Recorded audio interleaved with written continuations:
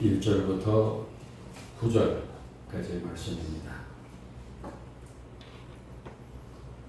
그 후에 유대인의 명절이 되어 예수께서 예루살렘에 올라가시니라. 예루살렘에 있는 양문 곁에 히브리 말로 베데스다라 하는 곳이 있는데 거기 행각 5이 있고 그 안에 많은 병자, 맹인, 다리 저는 사람, 혈기 많은 사람들이 누워 물의 움직임을 기다리니 이는 천사가 가끔 못에 내려와 물을 움직이게 하는데 움직인 후에 먼저 들어가는 자는 어떤 병에 걸렸든지 낫게 되미르라.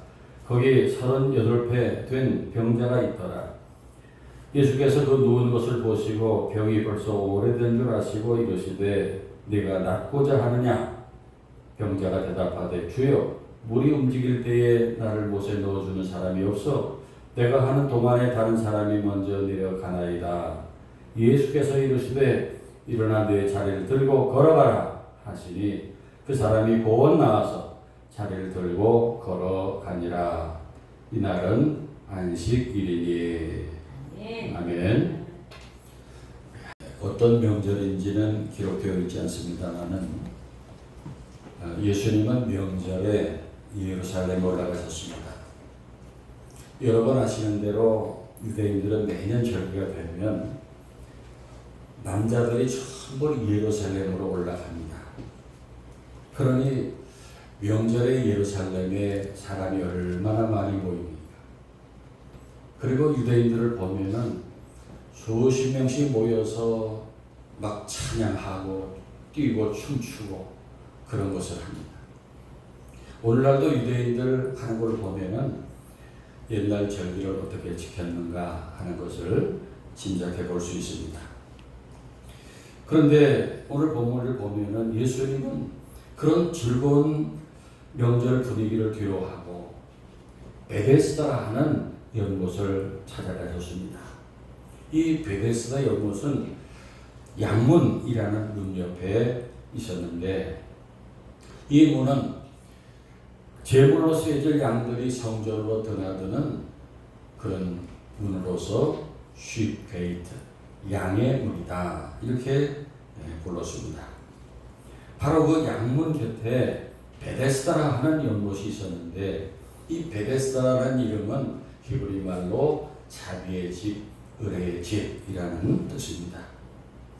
이 연못에는 행각이 5이 있었는데 이 행각이라고 하는 것은 우리들 어렸을 적에 시골에 그 수박이나 참외를 기르는 밭 모퉁이에 이렇게 세워놨던 원두막과 같은 그런 것이라고 볼 수 있습니다. 그 행각 안에 많은 병자, 맹인, 다리 저는 사람, 혈기 많은 사람들이 누워 있는데 그 병자들이 많이 모여 있으니 그리 밝은 그런 장소는 아닙니다. 그런데 병자들이 어디를 바라보고 있느냐 하면은 그 연못의 물을 바라보고 있습니다. 그 연못을 주시하고 있습니다. 그 이유는 이 연못의 물의 움직임을 기다리는 것입니다. 아마도 이 베데스다 연못은 간헐천으로 가끔 물이 움직이는 연못이었던 것 같습니다. 그런데 사람들은 이 연못의 물이 움직이는 것을 천사가 하늘에서 내려와서 움직인다고 믿었고 또 물이 움직일 때 제일 먼저 들어가는 자는 어떤 병이든지 병을 낫게 된다 그렇게 믿었습니다. 오늘 본문 4절에 보면은 이는 천사가 가끔 못에 내려와 물을 움직이게 하는데 움직인 후에 먼저 들어가는 자는 어떤 병에 걸렸든지 낫게 되미르라. 그래서 실제로 그런 기적이 일어났던 것도 같습니다. 이 구절을 공동 번역 성경으로 보면은 이렇게 되어 있어요. 이따금 주님의 천사가 그 못에 내려와 물을 휘젓곤 하였는데 물이 움직일 때에 맨 먼저 못에 들어가는 사람은 무슨 병이라도 다 나았던 것이다. 그렇게 번역되어 있어요. 실제로 그런 기적이 일어났다는 것입니다. 이 베데스다 연못가에는 많은 병자들이 있었어요. 예나 지금이나 우리 동서고금을 막론하고 몸이 아픈 사람들은 제발 그 병이 났으면 하는 마음에서 병이 나는다 하는 곳이 있으면 그리로 달려갑니다. 그리고 베데스다 연못가에 모이는 환자들을 보면은 대부분 병을 오래 앓았던 병자들입니다. 병을 고치기 위해 모든 노력을 다 해본 사람들이에요. 그런데도 병이 낫지 않아 크게 절망하다가 그 베데스다에 가면은 병이 나을 수 있다는 소문을 듣고 마지막 희망을 가지고 거기 온 사람들입니다. 그러니까 거의 다 말기 환자들이다 라고 할 수 있을 것입니다. 그런데 그 중에서도 형편이 가장 좋지 않은 가장 병이 중한 병자가 있었어요. 38회 된 병자가 있었어요. 예수님은 거기 많은 병자들 중에 그 병이 가장 깊어 보이는 그 병자를 보셨습니다. 복음 6절에 보면은 예수께서 그 누운 것을 보셨다 했는데 이 38년 동안이나 앓은 사람이니까 힘도 없어서 누워 있었어요. 예수님은 그 사람의 병이 오래된 줄 아시고 물으십니다. 내가 낫고자 하느냐? 내가 낫고자 하느냐? 여러분, 예수님은 당시 명절에 모여서 노래하고 춤추며 즐거워하는 사람들을 떠나서 그 베데스다에서 아무도 도와주는 사람 없어 더 크게 절망하고 있는 38년 된 병자를 찾아가셨어요. 그렇게 예수님은 가장 낮은 곳, 가장 고통스러운 사람, 가장 슬픈 사람, 가장 어려운 형편에 있는 사람, 가장 절망하는 사람에게 관심이 많으시고 혹 여러분 중에 내가 지금 그런 사람입니다. 내가 그렇게 고통 가운데 있고 절망 가운데 있습니다. 라는 사람이 계시면은 예수님께서 여러분에게 관심을 기울이고 계신 것을 기억하시기 바랍니다. 그리고 우리 그리스도인들의 관심도 그런 사람에게 있어야 합니다. 몸이 아파서 눈물 흘리는 사람, 외로운 사람, 절망하는 사람에게 관심이 있어야 합니다. 예수님은 그 불쌍한 병자에게 내가 낫고자 하느냐 하고 물으셨어요. 그런데 이 사람의 대답이 좀 엉뚱합니다. 신세 타령을 합니다. 7절 말씀을 보세요. 병자가 대답하되 주여 물이 움직일 때에 나를 못에 넣어줄 사람이 없어 내가 가는 동안에 다른 사람이 먼저 내려가나이다 라고 대답합니다. 참으로 슬픈 얘기예요. 연못에 물이 움직일 때 거기 제일 먼저 달려가야 하는데 그 연못에 데려다가 넣어줄 사람이 없어요. 38년이나 병을 앓아서 가족도 옆에 없고 도와줄 그 누구도 옆에 없습니다. 그러나 병 고칠 길은 거기밖에 없다고 해서 그곳을 떠나지 못하고 있습니다. 성도 여러분, 오늘 우리들이 그렇지 않을까요? 거기 희망이 없는데, 거기 미래가 없는데, 거기 비전이 없는데 미련을 버리지 못하고 다 썩어서 끊어질 동아줄을 붙잡고 있는 것은 아닐까요? 그리고 그 연못이 문제를 해결해 주는 것도 아닌데도 모두 거기에 들어가기 위해서 치열한 경쟁을 벌이고 있습니다. 오늘날 우리들도 큰 영광도 만족도 없는 그런 일에 목숨을 걸고 경쟁합니다. 오늘날 여러분들이 죽기 살기로 바라보고 있는 그 연못이 정말 여러분들을 고쳐주고 살려줄 연못일까요? 우리는 한번 고민해 봐야 합니다. 오늘 예수님은 베데스다 연못가에 아무도 도와주는 사람이 옆에 없는 말할 수 없이 외로운 그 사람을 찾아가셨어요. 이제 더 이상 희망이 없다고 거의 포기 상태에 있는 그 사람에게 물으십니다. 내가 낫고자 하느냐? 여러분, 이 질문은 예수님께서 그 사람에게 꺼져 있는 희망의 스위치를 다시 켜주시기 위해서 하시는 질문이에요. 내가 낫고자 하느냐? 오늘 아침 예수님의 이 음성을 듣는 우리 모두가 되길 바랍니다. 그런데 이 사람의 대답이 무엇입니까? 예수님의 질문에 맞지 않는 전혀 엉뚱한 대답을 합니다. 예수님께서 네가 낫고자 하느냐 물으셨는데 낫고자 한다고 대답을 해야 되는데 이 사람은 자신의 병이 나을 수 없는 조건을 얘기해요. 병자가 대답하되 주여 물이 움직일 때에 나를 못에 넣어주는 사람이 없어 내가 가는 동안에 다른 사람이 먼저 내려가나이다. 그 병을 고칠 수 없는 조건을 얘기합니다.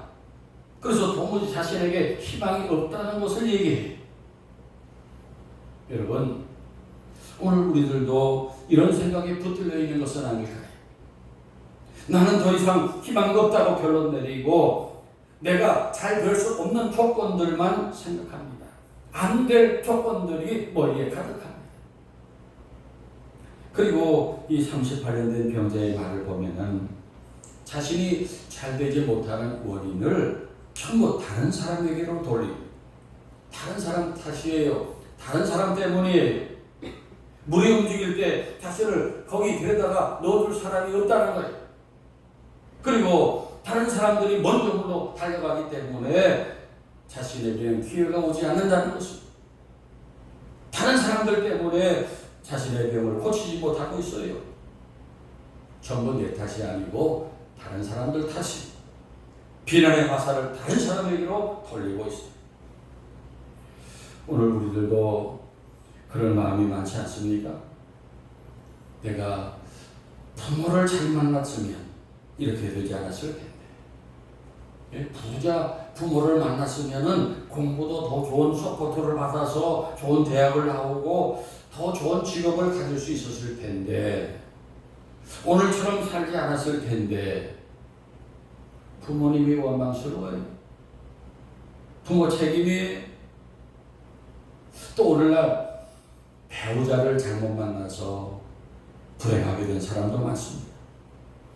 일생의 가장 결정적인 만남이 결혼이고 배우자인데 세상에 이상한 사람들이 많아서 겉은 멀쩡한데 정신적으로 병든 사람들이 많아서 배우자를 잘못 만나 인생을 망친 사람도 많습니다. 그렇게 될 때 인간에 대한 배신감, 실망감이 얼마나 큽니까?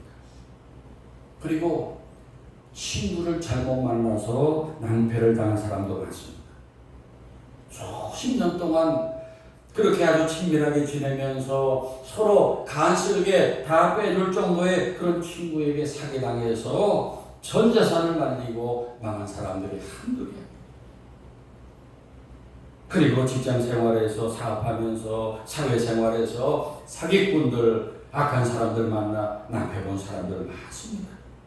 그래서 우리들 마음에 이 사람들에 대한 그런 원망과 분노가 있어요. 내가 좋은 사람 만났으면 오늘날처럼 되지 않았을 텐데 승승장구했을 텐데 너무 좋지 않은 사람을 만났어요. 그리고 나를 도와줄 사람이 있었으면 그때 내가 거기서 살아날 수 있었는데 누가 나를 도와주었다면 내가 다시 일어날 수 있었는데 날 도와줄 사람이 없었어. 오늘 본문에 38년 된 병자도 다른 사람들 탓을 하고 있습니다. 자신이 병을 고치지 못하고 있는 이유가 다른 사람들 때문이었어요. 여러분 여기 베데스다 연못가에 38년 된 병자 얼마나 딱한 사람입니까? 그 사람도 예루살렘에 사는 또 하나님의 선민이라고 자부하는 유대인이었어요. 하나님의 백성입니다. 그런 고귀한 신분과 특권을 가지고 있으면서도 그 베데스다 연못의 물이 움직이는 것에 희망을 걸고 있어요. 희망이 없는 곳에서 희망을 걸고 있어요.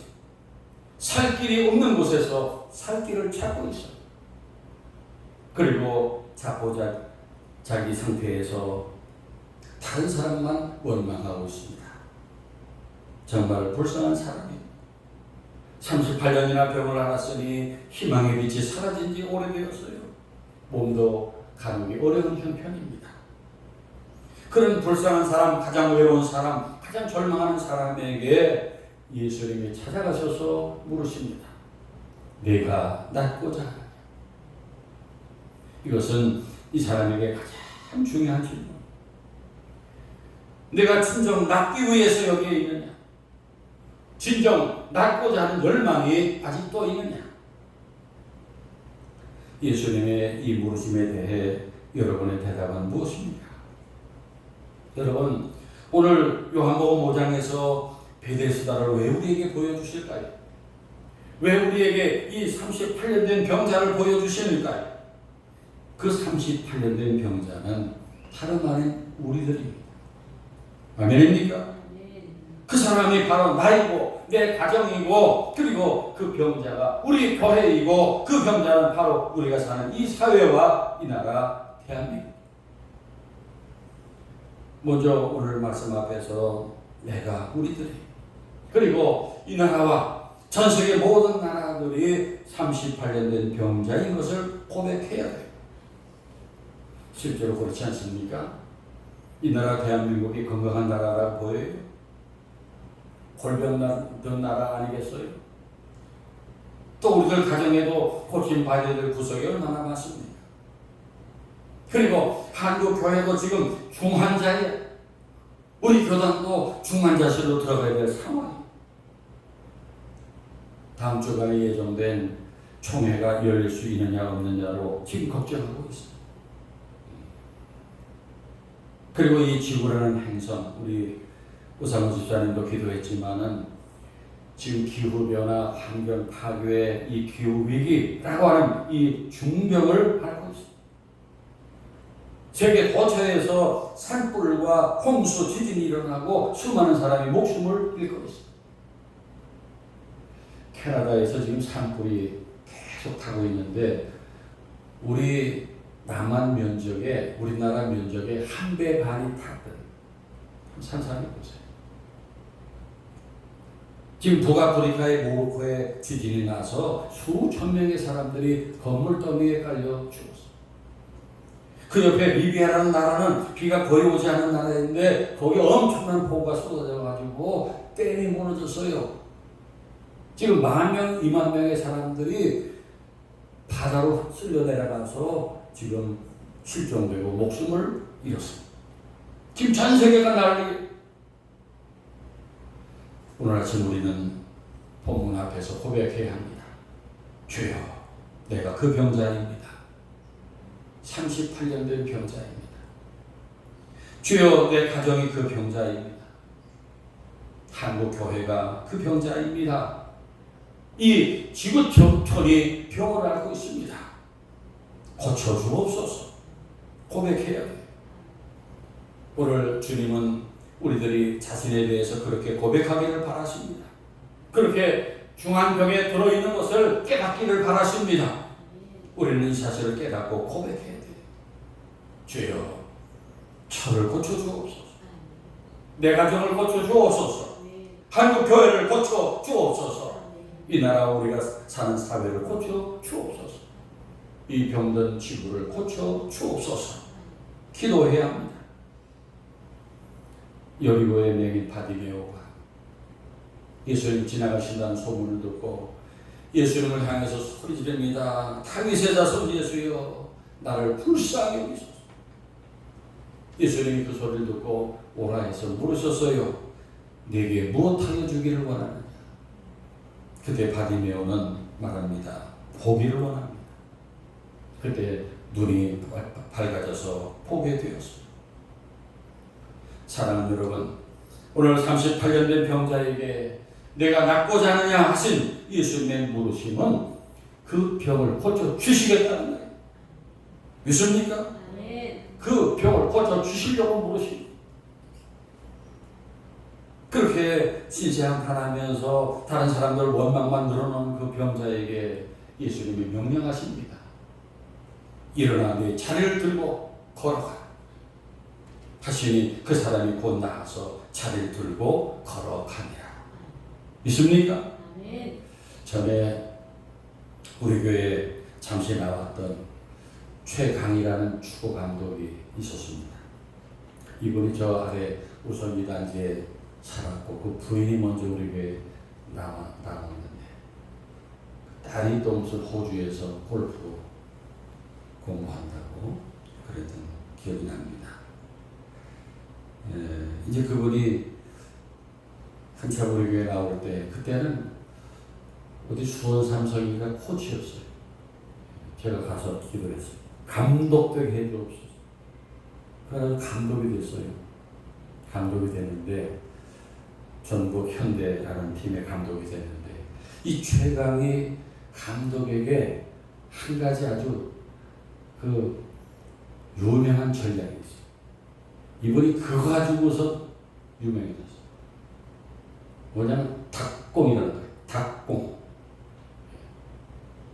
최강희 그러면 닭공이. 닭공이 뭐냐면 닭치고 공격이에요. 닭치고 공격.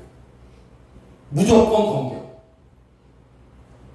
딴 말 하지 말고 여러 말 하지 말고 여러 핑계 대지 말고 공격해라. 이거예요. 이 닭공을 가지고 이분이 그 전북 현대팀을 최고의 팀으로 만들고 이분이 유명해졌어요. 닭공. 사랑하는 여러분, 우리 예수님도 오늘 아침 우리에게 명하십니다. 닥치고 일어서 그리고 내 자리를 들고 걸어가라. 우리 영어 성경에 보면 더 실감이 나게 되어 있어요. Get up! 일어나라. 너희 매트를 픽업해라. 그리고 walk! 걸어가라. 하시니 at once 즉시 the man was cured. 그 사람이 나았다. 그리고 그 매트를 픽업해서 걸어갔다. 할렐루야. 사랑하는 여러분, 잘못된 환상은 우리를 살리지 못합니다. 오늘 38년 된 병자는 항상 희망하기를 누가 나를 저 연못에 넣어주기만 하면 이 병이 고칠 텐데라는 잘못된 희망을 가지고 있었습니다. 그런 병자에게 예수님 명하십니다. 일어나 자리를 들고 걸어가라. 여러분, 예수님은 우리의 풀리지 않은 고민을 해결해 주러 오셨습니다. 우리의 오랜 병을 고쳐주시기 위해 오셨습니다. 그 병을 예수님께서 고치시겠다는 거예요.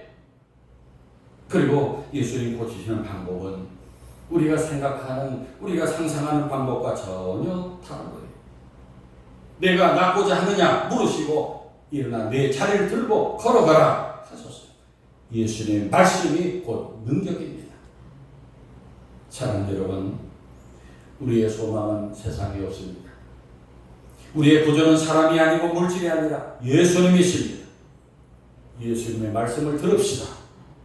다른 것에 희망 걸지 말고 그분의 말씀에 순종합시다. 기적은 순종에서 출발합니다.